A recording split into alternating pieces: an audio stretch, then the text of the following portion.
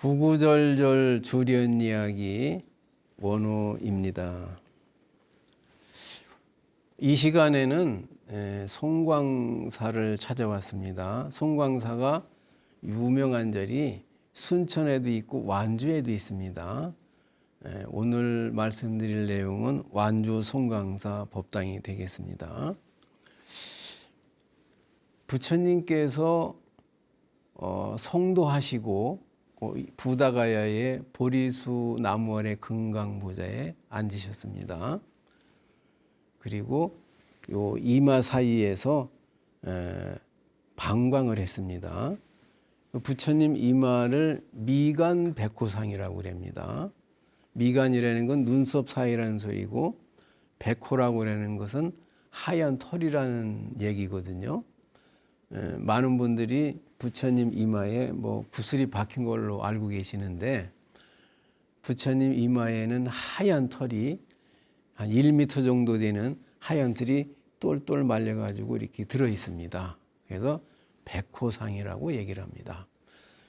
그 미간에서 수평으로 쫙 그 털이 이렇게 이제 나오면은 한 1m쯤 되는데, 그 끝에서 환한 불빛이 나옵니다. 밤에 후라시를 켜면은 쫙 앞으로 불이 직선으로 퍼지면서 굉장히 밝아 보입니다. 마찬가지로 털 끝에서 환한 빛이 나오는데 그것을 방광이라고 합니다. 환한 빛이 나옵니다. 부처님이 백호에서 환한 빛을 방광을 했습니다. 그러니까 후라시에 비치는 앞부분이 환히 보이듯이 그 방광이 비치는 부분에 수많은 나라가 나타납니다. 나라와 국토와 보살 대중과 중생이 나타납니다. 근데 그 나라 숫자가 얼마나 많으냐? 항아사수처럼 많다고 그래. 미진수 같다고 그랬습니다. 항아사의 모래만큼이나 많은 세계가 그 백호상이 내뿜는 광명성에 나타나는 겁니다.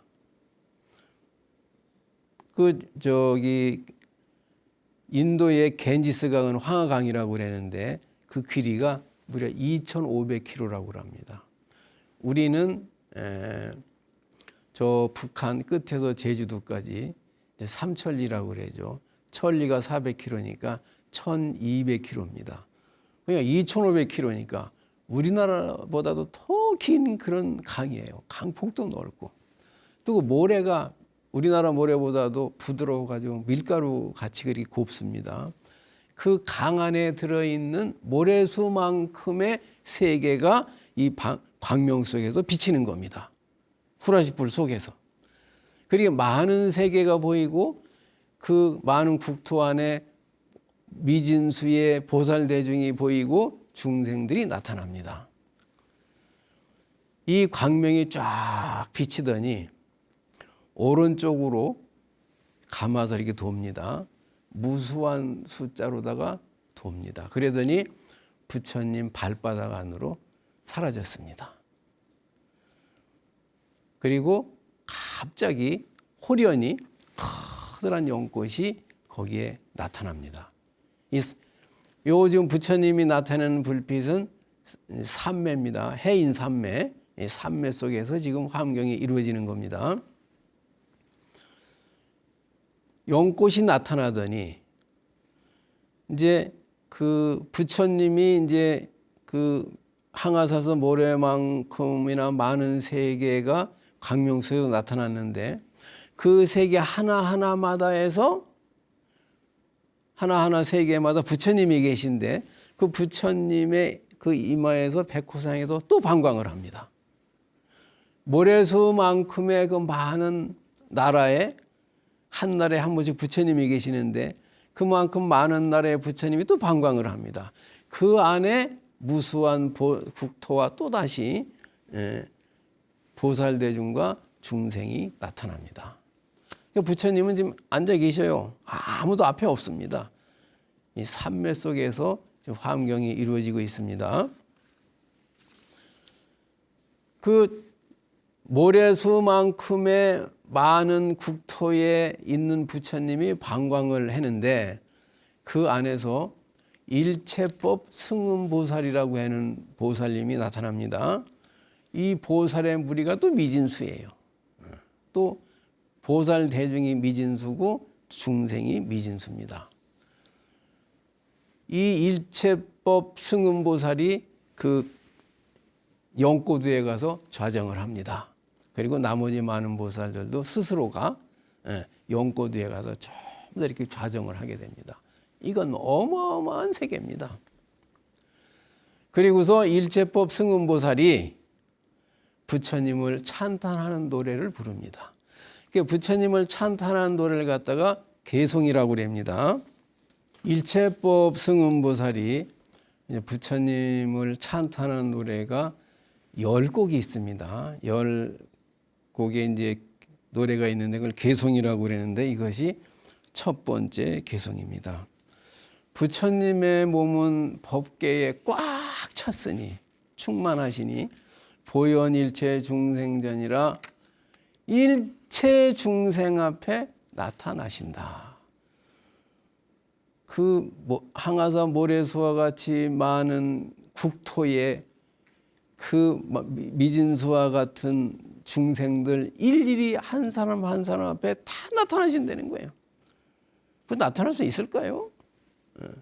수연 부감 미부주라 인연을 따라서 부감하는데 부라고 그러는 것은 나아가다 다다르다 이런 뜻인데 몸이 오는 겁니다. 감이라는 것은 마음으로다가 응한다, 성취시켜준다 이런 뜻이에요. 수연해가지고 부감하는데 두루하지 않음이 없다. 한 사람도 빼내지 않고 이렇게 한다는 거예요. 이항처차 보리더라. 제가 얼마 전에 이제 TV를 봤더니 요즘에는 인공위성이 지구를 찍고 달을 찍습니다.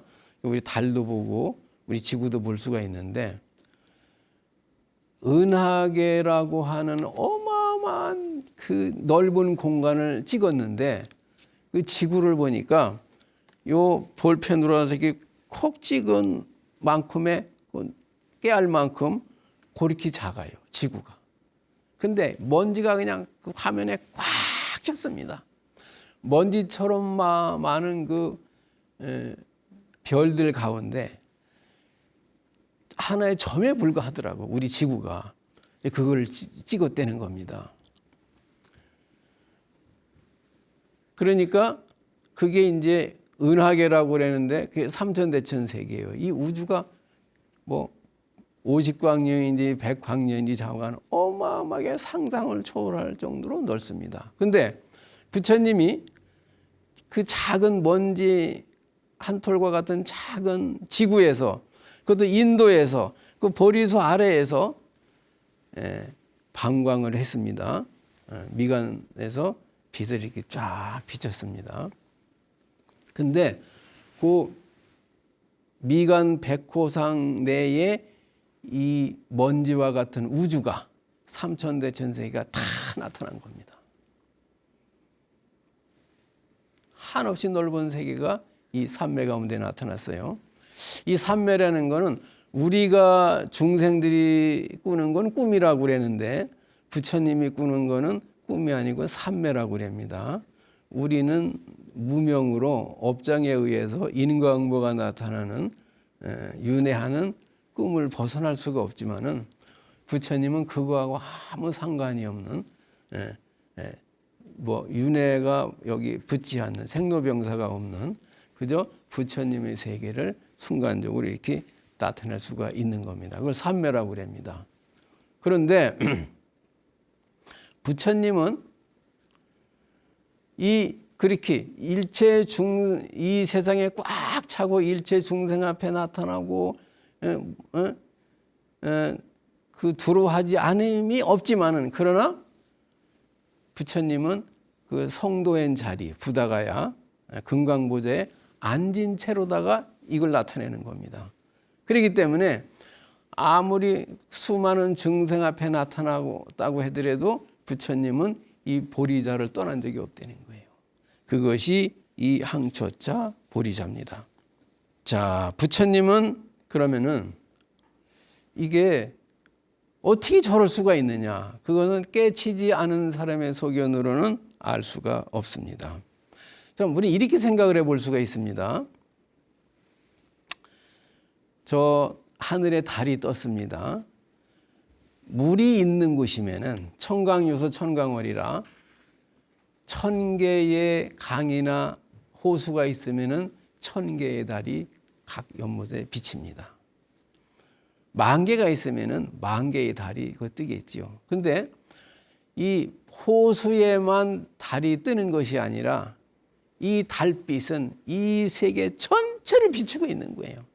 이 호수에만 달이 뜨는 게 아니라 나무에도 저 산에도 마당에도 운동장에도 이 달빛은 안 가는 곳이 없이 꽉 차게 비치는 겁니다.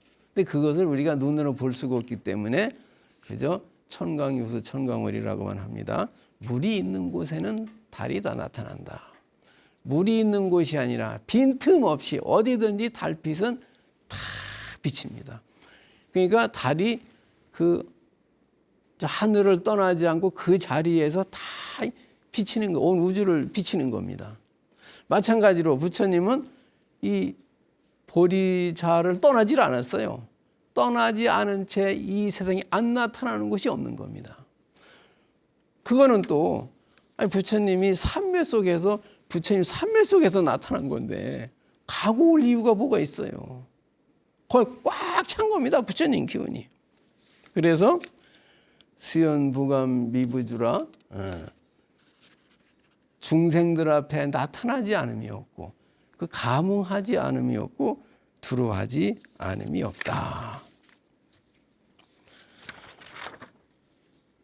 이거는 열애 화엄경 제6품 열애 현상품에 나와 있는 내용입니다. 일체법 승음보살이 부처님을 찬탄하는 10개의 노래 중에 첫 번째 노래입니다. 여기 하나만도 한번 써보겠습니다. 낱낱 세계, 낱낱 국토에 낱낱 세계에 다 편안하게 앉으셨으니 부처님 몸은 하나인데 그 삼천대체 은하계의 그 모든 세계에 다 편안히 앉으셨다는 거예요. 일체 찰토 개주변이라 그 은하계의 삼천대천 세계에 다 꽉 찼다는 겁니다. 부처님이 그렇다는 거예요. 시방보살 여운집이라 시방에 그 구름과 같은 항아서 모래와 같은 보살들이 구름처럼 모였으니 막벌함내 예도량이로다 다 와가지고서 도량에 나아가지 않음이 없도다. 이런 뜻이 되겠습니다. 이 개송대로라면은 일체 세계가 다 온통 부처님입니다. 일체 국토가 모두 불보살이에요. 산나망 만상 일체가 다 산천초목이 불보살입니다. 산하대지가 다 불보살이에요. 부처와 보살과 중생과 산천초목이 다 하나입니다. 자, 이거는 이제 부처님이 이렇게 말씀을 하셨으니까 우리가 눈만 뜨고 보면 됩니다. 우리는 눈을 감고서 지금 눈뜬 세계 얘기를 듣고 있어요. 이해가 안 되는 겁니다. 눈을 떠야지. 신봉사처럼 눈을 떠야 이 세상을 보지. 마음에 눈을 떠야 불이라는 거. 부처와 중생이 둘이 아니오. 행복과 불행이 둘이 아니오. 생사가 둘이 아니라는 거는 눈을 떠야만 되는 겁니다. 이거는 말만 들어가지고는 이해가 될 수 있는 게 아니에요. 눈을 떠야 되는 겁니다. 그러니까 일체 모든 것이 다 두두물물이 다 부처라는 거예요. 중생도 부처요, 산천초목도 불보살이요, 일체 국토가 모두 불보살이고 삼라만상이 모두 불보살이다.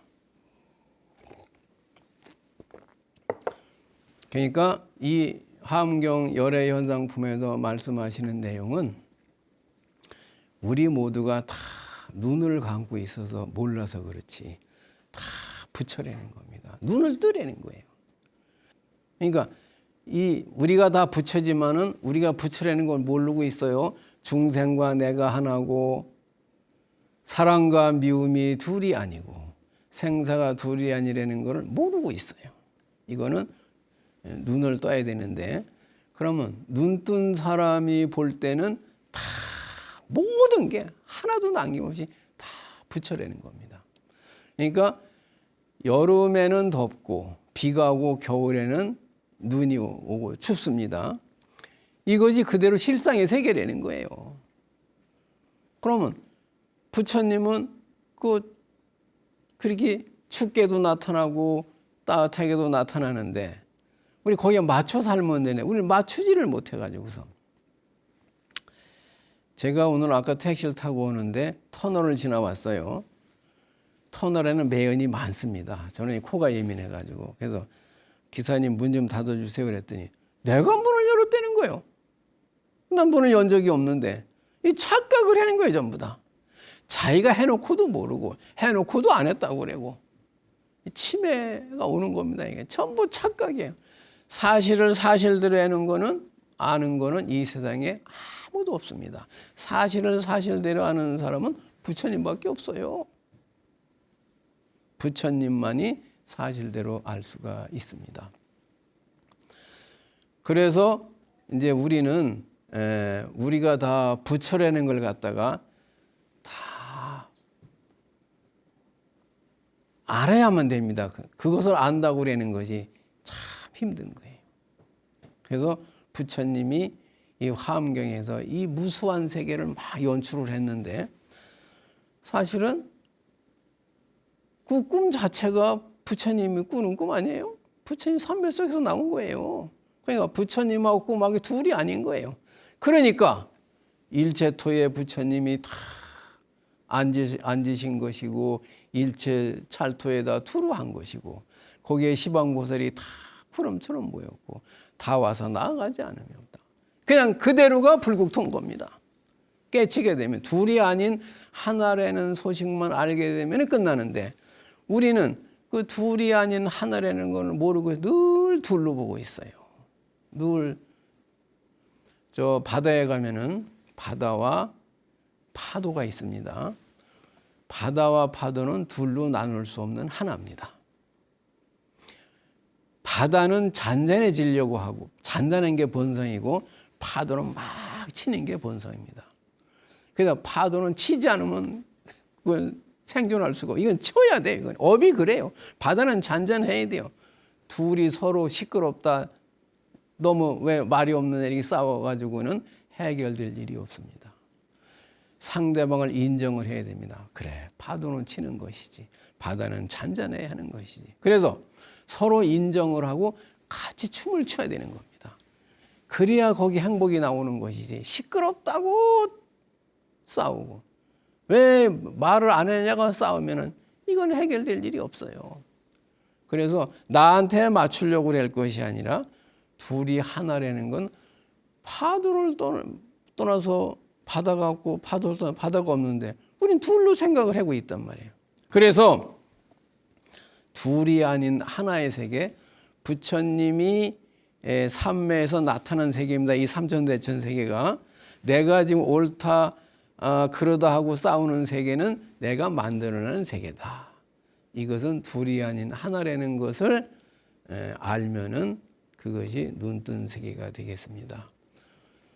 오늘은 완주 송강사 대웅전에 있는 불신충만어법계 보현일체중생전 수연부가 미부조 이항제차 보리자를 가지고 여러분을 만났습니다. 다음에는 좀 더 재미있는 이야기를 가지고 여러분을 찾아오겠습니다. 고맙습니다.